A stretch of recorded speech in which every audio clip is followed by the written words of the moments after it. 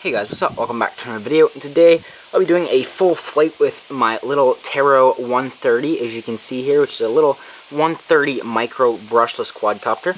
Now just let me go over some of the specs real quick. It's got 6 amp BL Heli ESCs, an ACE32 flight controller. I've got a 450 milliamp hour 3S Turnigy Nanotech battery on there, 30-20 props, and Taro 1104 motors on there. And I'll be flying with my FreeSky Tyrannus because I have a D4R2 in there. And I will be doing a full flight, so the full entire battery length, just to help me time it a little bit and give you guys a little look at that. And originally one of my motors came defective, and I got new ones. GearBest sent me new motors here, but the other one, this one, it makes the same exact sort of bad bearing noise the other ones does. And I'm not sure, but it seems to fly a little bit better, but I'm not sure if that's just how they all are, you know. That's a problem with these little tiny motors, so let's just turn on my radio here. Welcome to OpenTX. See if I have it. Yep, on the right one. My battery's probably gonna die on my radio, so I'll be back once I charge that. Okay, here we are back again. I've got my camera and my transmitter batteries charged. I've got about 8 volts in here, so let's power this little guy on. And now there's no great way, we'll let it beep here. There's no great way for you to hold your battery on here or place your wires or antennas, so I just kind of leave it here. So it will move around, and you know, but I found that that holds it pretty well, and as long as you don't crash, obviously it's gonna stay pretty much like that. So it's I have the my modes set on here, and as you can hear, it beeps when I change. And then I set up the beeper on my trainer switch for a lost model alarm, and then arm on that switch. So let's get my radio on here. There we go. And let me just, I won't set a timer because obviously you'll be able to see from the video how long it is. So it's arm and take off here. Okay, let's come out here. It is a little bit windy today, so I apologize for any wind buffeting. And I am running all orange props, so I usually have orange and green on there, but I'm hovering at about half throttle. This is a full battery. So let's do a throttle punch here, full power. So you can see there we have that. So really not that great, but I mean, you know, it is kind of a beefier little 130 frame, but it's gonna be very strong. And you know, just 1104 motors, those are tiny motors. If they were an 1106, it might be a little better, but let's just fly it around here. You know, this is just an angle mode. I found this one not as easy to fly acro as my ZMRX210. It just doesn't perform quite the same way, so I'm not used to it. But let's switch to acro here. So yeah, it's definitely, I think I have too much expo in here. But let's do some rolls. You can stay there. They're not great. I need a little faster rates, I think. Get closer, but ooh, there we go. I cut the throttle a little bit, and it made it better. So hover up close. Now I found, like as you can see there, it's going way away. If you're using stabilized mode, it will sometimes get a little confused. So I'm having to hold the stick. You can see there. So that's just one thing. You see, it's not quite the most stable. The PID tuning might be bad, I think. I'll definitely try and retune this one, but I'm not sure how much I can do on a 130 in terms of tuning. And I am working on getting a new DVR.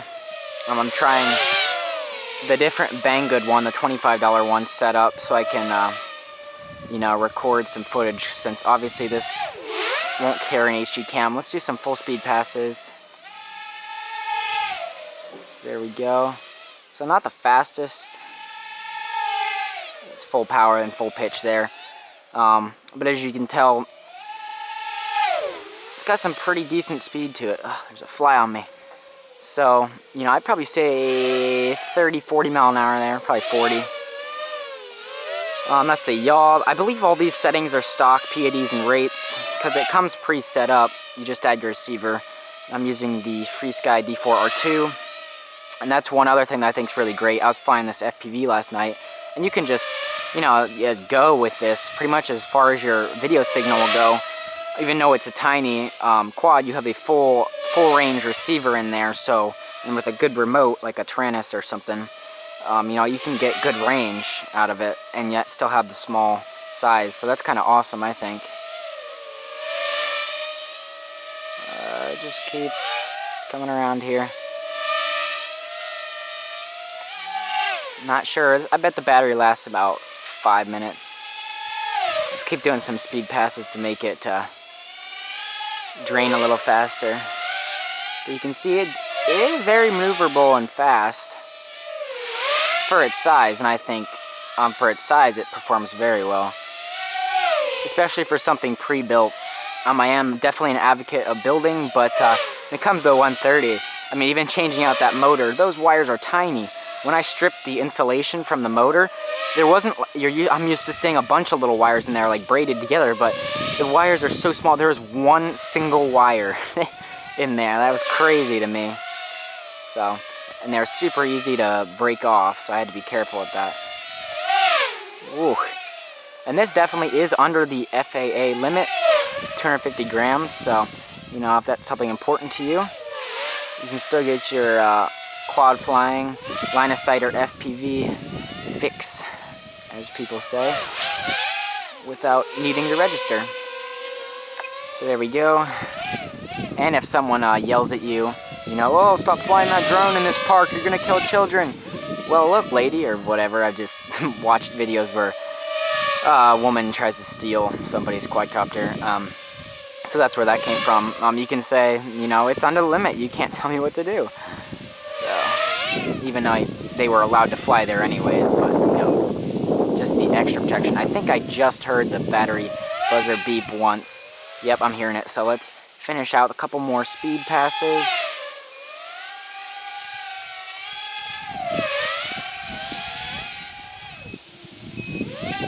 Alright, it's beeping now, we'll land it. And I have noticed that there is sort of a two-stage beeping, as you can hear here.